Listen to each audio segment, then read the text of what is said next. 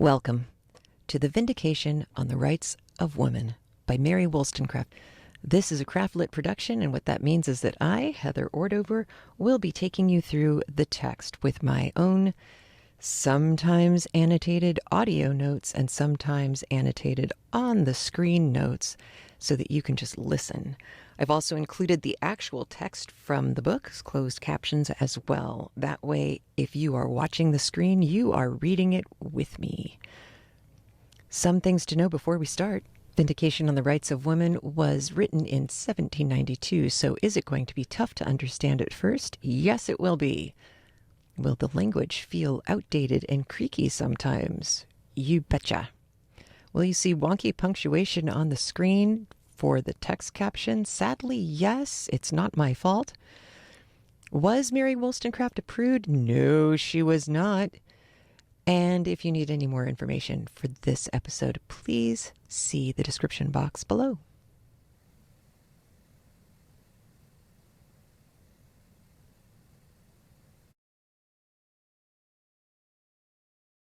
Hi, it's Heather from CraftLit, bringing you our next chapter, Chapter 2, in Mary Wollstonecraft's A Vindication of the Rights of Woman. So I thought I would be able to just record individual chapters and release those with notes to you.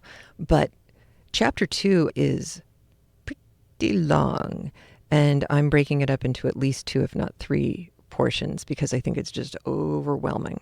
So I'll do kind of a recap at the beginning of the second part of Chapter 2, and if there is a third part, the third part of Chapter 2. Some things to keep in mind from before. If you see all caps or italics on the screen in the captions, those are from Mary Wollstonecraft. She also has, in different parts during Chapter 2, several different footnotes or notes that she made on the side. And some of these are kind of important. So I'm going to flag something on the screen like you would for a footnote, and then I'll read that later at the end of today's section. So at least you can hear her comment on her own essay. But yeah, she's constantly thinking. I think you will be able to see so clearly in today's chapter. And as before, if you think you hear a reference to the Bible, you absolutely do. If you think you hear a reference to something else you are familiar with, you probably do. And if you've ever read Paradise Lost by John Milton, which is a slog, but an important one, you're probably going to get more out of this than most people do. I will do my best to help make sense of Milton. If you thought Shakespeare was tough to get through, you haven't read Milton yet. Beautiful writing, and where we get really the story of the fall, Paradise Lost. The angel Lucifer, Lightbringer, was in heaven and messed up and fell. Paradise lost. He lost his access to paradise. So yeah, it's a big old religious tract, and it gets referred to all the time in literature well into the 20th century. As before, the language that we are going to hear her use is often outdated and kind of odd. So I want to go over a couple of those terms in advance. I'm also going to have notes on the screen as well, but a couple of those things in advance. The most important one is, like back in the introduction, she incorrectly used the term Mohammedanism to describe Islam. And it's worse in this chapter because I need somebody to correct me on this if I am wrong, but she is going to state as fact the concept that Islam actively, as part of the religion, denies women souls. Like says men are the only ones with souls, women not so much. And I'm I'm fairly certain that that is incorrect.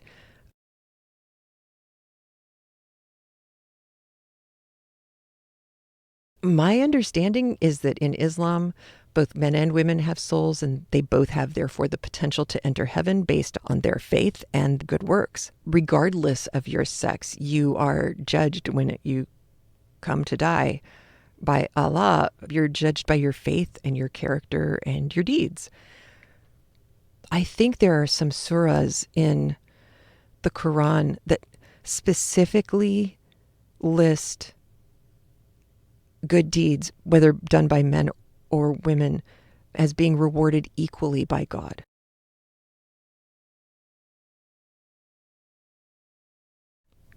And women are mentioned in the book, I think, as being in paradise and receiving spiritual rewards for being a good kid on the earth. Muhammad himself was pretty, and again, this is all, my understanding as an outsider, was that Muhammad himself was pretty pro-education, and that included women.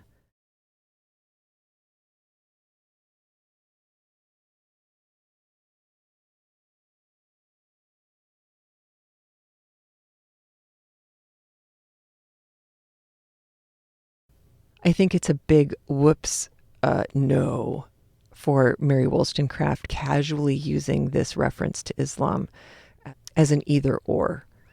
We need to behave better here, or we're going to be like them. She's othering in this situation. And I told you it was going to happen, but here it is. It is, however, a brief thing, and she gets down with her bad self after that, making far more sense. Things to know. Providence. When Mary Wollstonecraft or anybody at this stage in writing uses the word Providence, they probably are using that as a stand-in for God, the same way that Adonai is a stand-in for the name of God. And it's interesting, too, because if you think of God just as a word, God sounds like big, important person. If you think of God as providence, there's an active nature behind that the will of providence feels to me like there's some context there that would be missing if we just said the will of God. It's just a thought. Along with that, more religious stuff. I mentioned that you're going to hear a bunch about Milton, or actually two separate quotes from Milton. But the other thing to know, just in case you haven't looked it up before, do this. Get a Bible or go online and search for this. Especially King James, but any of them would be fine. But I'm specifically talking about the King James. Look at Genesis chapter 1. I think it's verses 26 to 31. And then compare that to Genesis chapter 2, verse 15. Or the surrounding area around verse 15. This is something that I learned in my classics class taught by Dr. Solomon. And oh my God, was it an amazing classics class at the University of Arizona thousands of years ago. But still, there are two completely different versions of Adam being given life in Genesis. There is the first one, the one from chapter 1, verse 26-ish, where God basically gives Adam dominion over everybody, the beasts, the earth, women eventually. But then that version versus chapter 2 is God basically sets man up as a caretaker for the earth and for the animals and for women. To me, that's two very distinctly different vibes for how human people are meant to treat each other and animals and the planet. I think we can all see which one of those two versions Mary Wollstonecraft would side with. So that's just a sidebar to keep in mind. She will, in today's chapter, use the word sensual. She's done it before. She's going to do it again. She's not talking about sex and sexiness, and she's not talking about sensuality like a negligee. She's talking about sensuality as the whole kind of, again, the vibe of what happens when either a woman or a man is indulging themselves in only focusing on how they look, how they feel, how their clothes are so pretty, that when it's all just senses engaging in the world and with other people only in ways that are tactile, visual, sense-oriented, that's kind of where she's coming down on the whole sensual thing. So it's not a stand-in for the word sex. And again, virtue is not prudishness. Virtue is not virtue signaling like we talk about now. Morality is not restricted to good girls who sit there silently and do what they're told. She's talking again about that it seems like if men are allowed to pursue a virtuous and moral life, which happens to be based in their ability to get an education, then and learn how to reason and think based on that, then denying women the opportunity at the education that could also get them access to leading a virtuous life and a moral life. Again, not judginess, just like being a full-bodied human person, that's where the problem comes. So we really can't come to this party with our modern connotations for some of these words. It just, you won't understand her at all. And misunderstanding her, especially in this first part of chapter 2, would be a shame because she's actually really funny a couple places. The last thing before we get started is positive. She'll talk about a positive evil. This sounds weird. This is, the closest analog we've got in today's world would be Dungeons, Dragons. You can be lawful good or chaotic good. You can be lawful evil or chaotic evil. When she's talking about positive actions, positive evil, she's talking about somebody who is acting evilly on purpose. The positive comes in when you think about it as an action, as an active state. I am positively moving forward towards the computer. I am moving. If you think of positive as forward motion and negative as retrograde motion, going backwards, positive action would be active action. Oh boy, I hope that makes sense. Because that will throw you several times in today's chapter if you think that when she says positive, she means good. That's a positive. Because that's not what she means. All right. If the chapters get really complicated, I will wind up catching you on the flip side. If after I've recorded everything, I'm worried that you aren't going to be able to grok something. But I did want to make sure that before we get into today's chapter, you are clear on at least those things. And then, there'll be more notes on screen. All right. Here we go with the first part of chapter 2 of Vindication on the Rights of Women.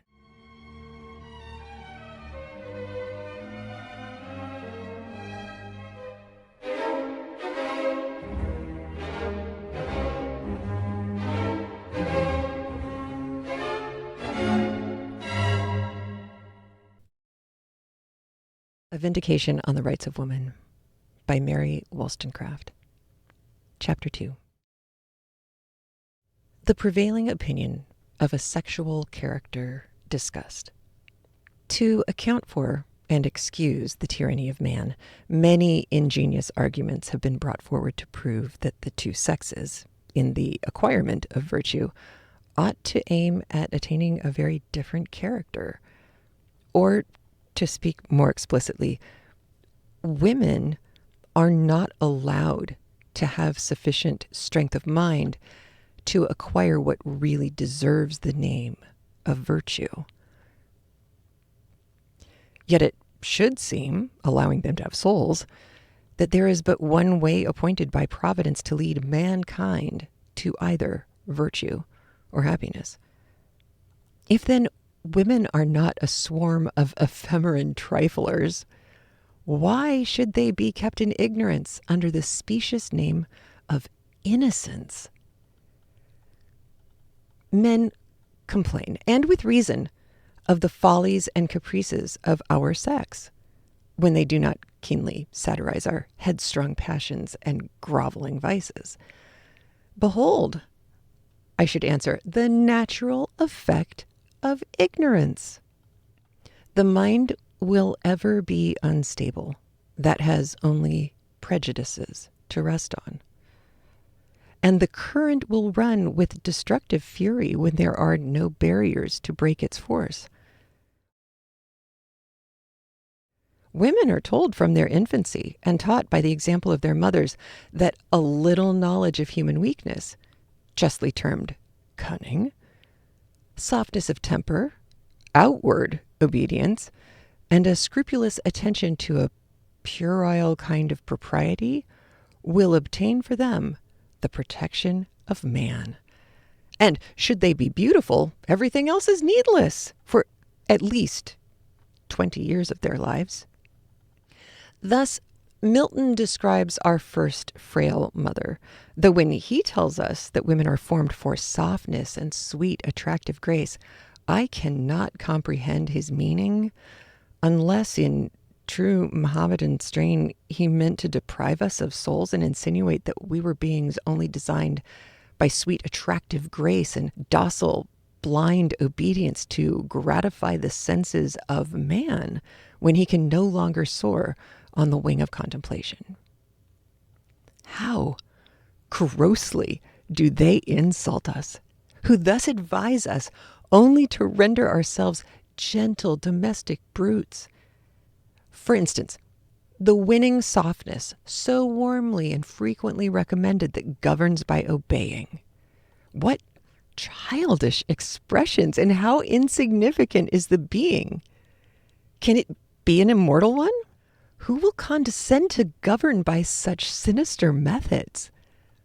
Certainly, says Lord Bacon, man is of kin to the beasts by his body, and if he be not kin to God by his spirit, he is a base and ignoble creature. Men indeed appear to me to act in a very unphilosophical manner when they try to secure the good conduct of women by attempting to keep them always in a state of childhood. Rousseau was more consistent when he wished to stop the progress of reason in both sexes. For if men eat of the tree of knowledge, women will come in for a taste. But from the imperfect cultivation which their understandings now receive, they only attain a knowledge of evil. Children, I grant, should be innocent. But when the epithet is applied to men or women, it is but a civil term for weakness. For if it be allowed that women were destined by Providence to acquire human virtues, and by the exercise of their understandings, that stability of character which is the firmest ground to rest our future hopes upon, they must be permitted to turn to the fountain of light, and not forced to shape their course by the twinkling of a mere satellite. Milton, I grant, was of a very different opinion, for he only bends to the indefeasible right of beauty, though it would be difficult to render two passages which I now mean to contrast consistent. But into similar inconsistencies are great men often led by their senses. To whom thus Eve with perfect beauty adorned, my author and disposer, what thou bidst, unargued, I obey. So God ordains. God is thy law, thou mine. To know no more is woman's happiest knowledge and her praise. These are exactly the arguments that I have used to children. But I have added, your reason is now gaining strength. Until it arrives at some degree of maturity, you must look to me for advice. Then you ought to think and only rely on God. Yet, in the following lines, Milton seems to coincide with me when he makes Adam thus expostulate with his Maker. Hast thou not made me here thy substitute? And these inferior far beneath me set. Among equals, what society can sort, what harmony or delight, which must be mutual in proportion due, given and received? But in disparity, the one intense, the other still remiss, cannot well suit with either, but soon prove tedious alike. Of fellowship I speak, such as I seek fit to participate all rational delight. In treating, therefore, of the manners of women, let us, disregarding sensual arguments, trace what we should endeavor to make them in order to cooperate, if the expression be not too bold, with the Supreme Being. By individual education, I mean, for the sense of the word is not precisely defined, such an attention to a child as will slowly sharpen the senses, form the temper, regulate the passions, as they begin to ferment and set the understanding to work before the body arrives at maturity, so that man may only have to proceed, not begin, the important task of learning to think and reason. To prevent any misconstruction, I must add that I do not believe that a private education can work the wonders which some sanguine writers have attributed to it. Men and women must be educated, in a great degree, by the opinions and manners of the society they live in. In every age, there has been a stream of popular opinion that has carried all before it and given a family character, as it were, to the century.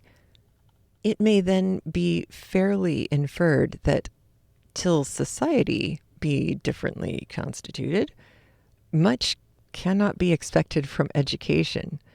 It is, however, sufficient for my present purpose to assert that whatever effect circumstances have on the abilities, every being may become virtuous by the exercise of its own reason. For if but one being was created with vicious inclinations, that is, positively bad, what can save us from atheism? Or if we worship a god, is not that god a devil?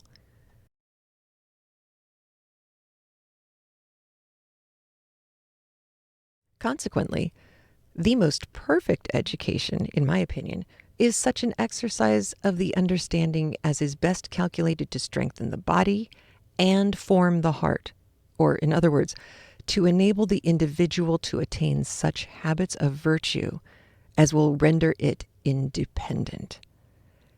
In fact, it is a farce to call any being virtuous whose virtues do not result from the exercise of its own reason. This was Rousseau's opinion respecting men. I extend it to women, and confidently assert that they have been drawn out of their sphere by false refinement, and not by an endeavor to acquire masculine qualities. Still, the regal homage which they receive is so intoxicating that, till the manners of the time have changed and formed on more reasonable principles, it may be impossible to convince them that the illegitimate power which they obtain by degrading themselves is a curse, and that they must return to nature and equality if they wish to secure the placid satisfaction that unsophisticated affections impart. But for this epoch we must wait. Wait perhaps till kings and nobles, enlightened by reason and preferring the real dignity of man to a childish state, throw off their gaudy heritage trappings. And if then women do not resign the arbitrary power of beauty, they will prove that they have less mind than man. I may be accused of arrogance, still I must declare what I firmly believe, that all writers who have written on the subject of female education and manners, from Rousseau to Dr. Gregory, have contributed to render women more artificial, weaker characters than they otherwise would have been, and consequently more useless members of society. I might have expressed this conviction in a lower key, but I am afraid it would have been the whine of affectation and not the faithful expression of my feelings, of the clear result which experience and reflection have led me to draw. When I come to that division of the subject, I shall advert to the passages that I more particularly disapprove of in the works of the authors I have just alluded to.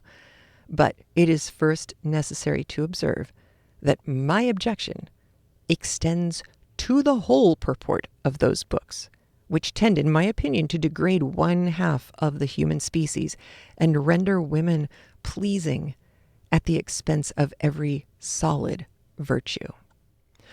Though, to reason on Rousseau's ground, if man did attain a degree of perfection of mind when his body arrived at maturity, it might be proper, in order to make a man and his wife one, that she should rely entirely on his understanding, and the graceful ivy clasping the oak that supported it would form a whole in which strength and beauty would be equally conspicuous.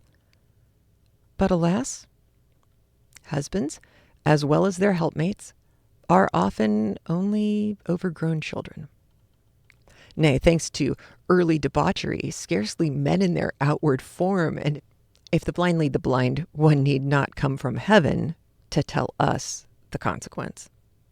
Many are the causes that, in the present corrupt state of society, contribute to enslave women by cramping their understandings and sharpening their senses. One, perhaps, that silently does more mischief than all the rest is their disregard of order. To do everything in an orderly manner is a most important precept, which women who, generally speaking, receive only a disorderly kind of education, seldom attend to with that degree of exactness that men, who from their infancy are broken into method, observe. This negligent kind of guesswork, for what other epithet can be used to point out the random exertions of a sort of instinctive common sense, never brought to a test of reason. What other epithet prevents their generalizing matters of fact? So they do today what they did yesterday, merely because they did it yesterday. This contempt of the understanding in early life has more baneful consequences than is commonly supposed. For the little knowledge which women of strong minds attain is, from various circumstances, of a more desultory kind than the knowledge of men, and is acquired more by sheer observations on real life than from comparing what has been individually observed with the results of experience, generalized by speculation. Led by their dependent situation in domestic employments more in society, what they learn is rather by snatches, and as learning is with them in general only a secondary thing, they do not pursue any one branch with that persevering ardor necessary to give vigor to the faculties and clearness to the judgment. In the present state of society, a little learning is required to support the character of a gentleman, and boys are obliged to submit to a few years of discipline. But in the education of women, the cultivation of the understanding is always subordinate to the acquirement of some corporeal accomplishment. Even while enervated by confinement and false notions of modesty, the body is prevented from attaining that grace and beauty which relaxed, half-formed limbs never exhibit. Besides, In youth, their faculties are not brought forward by emulation. And having no serious scientific study, if they have natural sagacity, it is turned too soon on life and manners. They dwell on effects and modifications without tracing them back to causes, and complicated rules to adjust behavior are a weak substitute for simple principles. As a proof that education gives this appearance of weakness to females, we may instance the example of military men, who are, like them, sent into the world before their minds have been stored with knowledge or fortified by principles. The consequences are similar. Soldiers acquire a little superficial knowledge, snatched from the muddy current of conversation and from continually mixing with society. They gain what is termed a knowledge of the world. And this acquaintance with manners and customs has frequently been confounded with a knowledge of the human heart. But can the crude fruit of casual observation, never brought to the test of judgment, formed by comparing speculation and experience, deserve such a distinction? Soldiers, as well as women, practice the minor virtues with punctilious politeness. Where there is the sexual difference, when the education has been the same, all the differences that I can discern arise from the superior advantage of liberty which enables the former to see more of life. It is wandering from my present subject, perhaps, to make a political remark, but as it was produced naturally by the train of my reflections, I shall not pass it silently over. Standing armies. Standing armies can never consist of resolute, robust men. They may be well-disciplined machines, but they will seldom contain men under the influence of strong passions or with very vigorous faculties. And as for any depth of understanding, I will venture to affirm that it is rarely to be found in the army as amongst women. And the cause, I maintain, is the same. It may be further observed that officers are particularly attentive to their persons, fond of dancing, crowded rooms, adventures, and ridicule.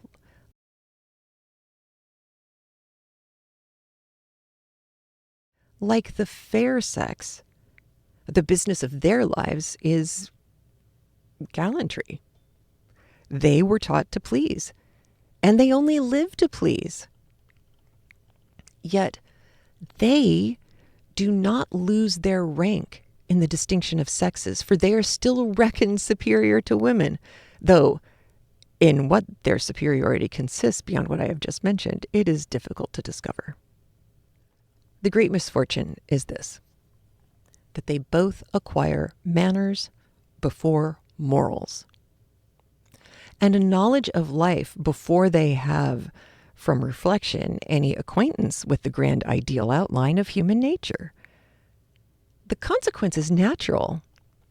Satisfied with common nature, they become a prey to prejudices, and taking all their opinions on credit, they blindly submit to authority. So that if they have any sense, it's a kind of instinctive glance that catches proportions and decides with respect to manners, but fails when arguments are to be pursued below the surface or opinions analyzed. May not the same remark be applied to women? Nay, the argument may be carried still further, for they are both thrown out of a useful station by the unnatural distinctions established in civilized life. Riches and hereditary honors have made ciphers of women to give consequence to the numerical figure, and idleness has produced a mixture of gallantry and despotism in society, which leads the very men who are the slaves of their mistresses to tyrannize over their sisters, wives, and daughters. This is only keeping them in rank and file, it is true. Strengthen the female mind by enlarging it, and there will be an end to blind obedience. But as blind obedience is ever sought for by power, tyrants and sensualists are in the right when they endeavor to keep women in the dark, because the former only want slaves and the latter a plaything. The sensualist, indeed, has been the most dangerous of tyrants, and women have been duped by their lovers as princes by their ministers, whilst dreaming that they reigned over them. I now principally allude to Rousseau, for his character of Sophia is undoubtedly a captivating one, though it appears to me to be grossly unnatural. However, it is not the superstructure, but the foundation of her character, the principles on which her education was built, that I mean to attack.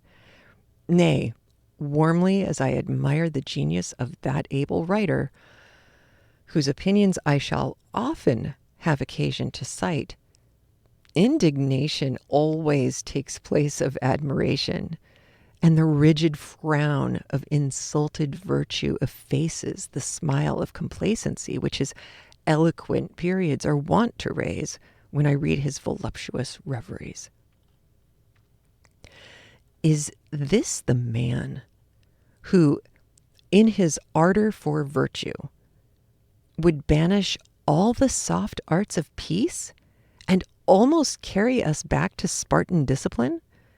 Is this the man who delights to paint the useful struggles of passion, the triumphs of good dispositions, and the heroic fights which carry the glowing soul out of itself? How are these mighty sentiments lowered when he describes the pretty foot and enticing airs of his little favorite? But for the present, I waive the subject, and instead of severely reprehending the transient effusions of overweening sensibility, I shall only observe that whoever has cast a benevolent eye on society must often have been gratified by the sight of humble mutual love, not dignified by sentiment, nor strengthened by a union in intellectual pursuits. The domestic trifles of the day have afforded matter for cheerful converse, and innocent caresses have softened toils which did not require great exercise of mind or stretch of thought. Yet, has not the sight of this moderate felicity excited more tenderness than respect? An emotion similar to what we feel when children are playing or animals sporting, whilst the contemplation of the noble struggles of suffering merit has raised admiration and carried our thoughts to that world where sensation will give place to reason.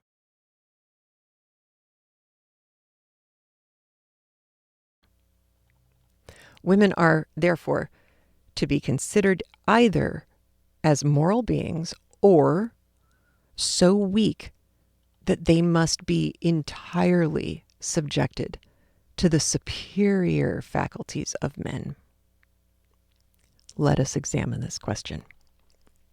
Rousseau declares that a woman should never for a moment feel herself independent, that she should be governed by fear to exercise her natural cunning, and made a coquettish slave in order to render her a more alluring object of desire, a sweeter companion to man whenever he chooses to relax himself. He carries the arguments which he pretends to draw from the indications of nature still further, and insinuates that truth and fortitude, the cornerstones of all human virtue, shall be cultivated with certain restrictions, because with respect to the female character, obedience is the grand lesson which ought to be impressed with unrelenting rigor. What nonsense! When will a great man arise with sufficient strength of mind to puff away the fumes which pride and sensuality have thus spread over the subject? If women are by nature inferior to men, their virtues must be the same in quality, if not in degree, or virtue is a relative idea. Consequently, their conduct should be founded on the same principles and have the same aim.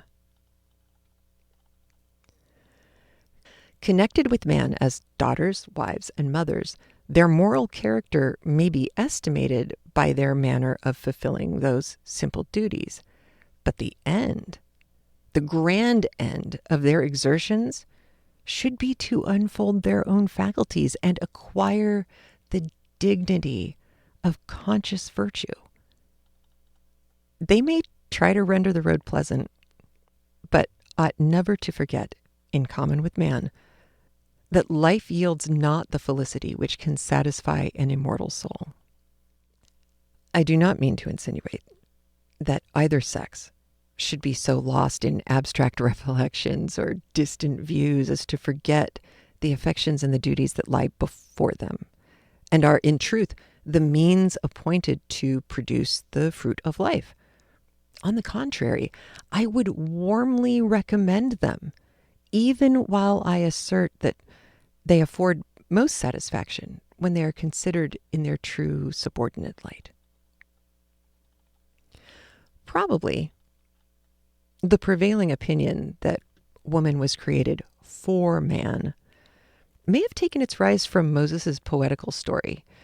Yet as very few, it is presumed, who have bestowed any serious thought on the subject ever supposed that Eve was, literally speaking, one of Adam's ribs, the deduction must be allowed to fall to the ground, or only be so far admitted as proves that man, from the remotest antiquity, found it convenient to exert his strength to subjugate his companion, and his invention to show that she ought to have her neck bent under the yoke, because she, as well as the brute creation, was created to do his pleasure. That's the end of the first part of chapter 2. So I promised you a couple of notes from Mary Wollstonecraft. These are things that she actually wrote that were connected to her larger essay, but weren't published as footnotes. So I just wanted to share them with you because they kind of matter. When Mary Wollstonecraft is talking about the fact that soldiers as well as women seem to put a lot of focus on how they look versus how good they are, and that it's from the same problem, that they're just not very well educated. This was Wollstonecraft's little sidebar comment. Why should women be censured with petulant acrimony because they seem to have a passion for a scarlet coat? Has not education placed them more on a level with the soldiers than any other class of men? And then towards the end of the section that we read today, Mary Wollstonecraft talks about emotions we feel that are similar to watching children playing or animals sporting around with each other. This was her commentary. Similar feelings has Milton's pleasing picture of paradisiacal happiness ever raised in my mind.